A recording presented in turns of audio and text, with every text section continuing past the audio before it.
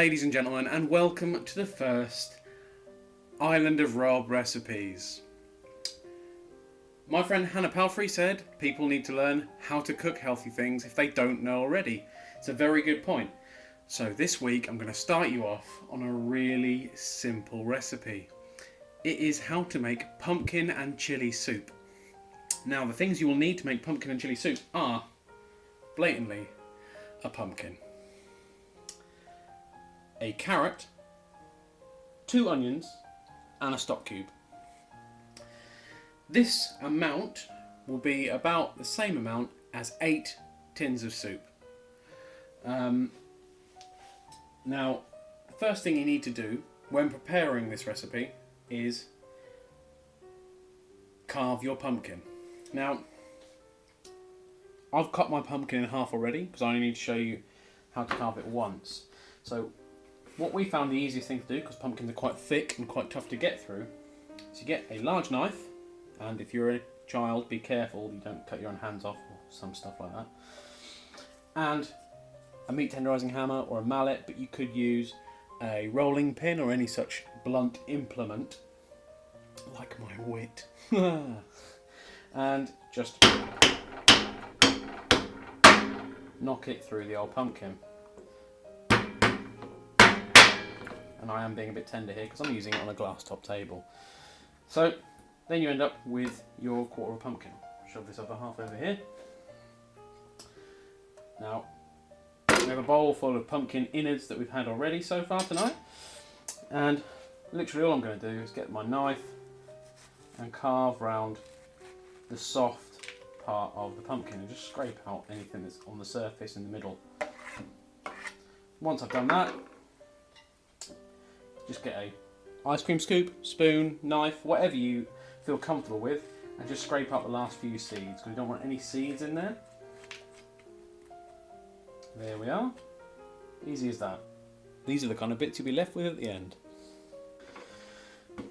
Next, after you've hollowed out the inside of your pumpkin, you want to try and carve off the skin. So it's quite simple. You just don't have to be too careful about it, because the reason I do pumpkin soup this time of year is because it's after Halloween and people have got lots of cheap pumpkins. The entirety of this recipe has probably cost me, to make the equivalent of 8 tins of soup, about 70p, which by anyone's standards is pretty good going. So as you can see, I'm just pretty haphazardly slicing off the outer skin of the pumpkin, and as you can see, it doesn't take that long. I mean, if I wanted to be really careful, I could try and get a little bit more of the flesh out of there, but as I said, I bought 8 or so pumpkins for about 40p, so for the sake of time, I'll throw that out there. And the best thing about this is this will go out and feed our chickens, and they absolutely love this kind of stuff. And if you really wanted to, all these seeds, you can actually clean them off, you can bake them, you can add spices to them, and they actually make quite a nice snack as well. I'm just not a huge fan of pumpkin seeds. So, after that, you are left with your pumpkin flesh. Chuck that in there. You just want to quickly slice that up into cubes. You can judge by my fat fingers roughly how big the cubes have to be, but it's really not that big of a deal. There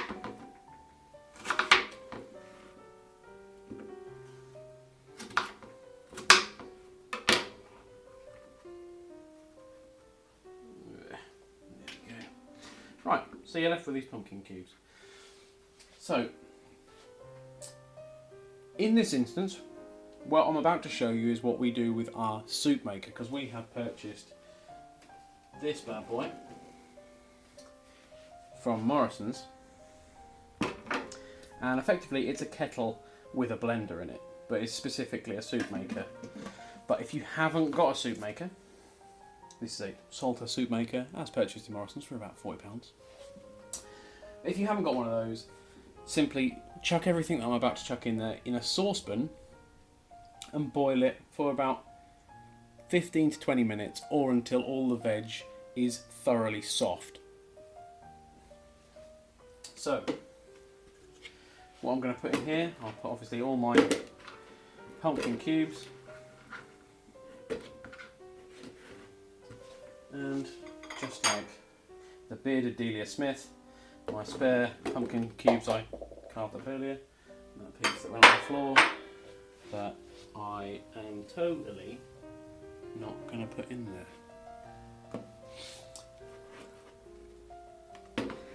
And also, you want to have a 1 carrot's worth of carrot. So that's about half of that, because I've already done 2 carrots in there, because you get about 2 loads in the soup maker to 1 pumpkin. So I'm planning on doing 2 loads tonight, so I'll cut it up to save me some time.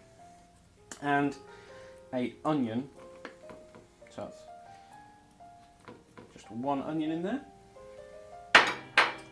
And we're obviously going to get our stock cube. This is a chicken stock cube, but you can use a vegetable stock cube if you're a vegetarian, or any kind of stock cube you fancy really. This, I just like chicken in wild pumpkin soup.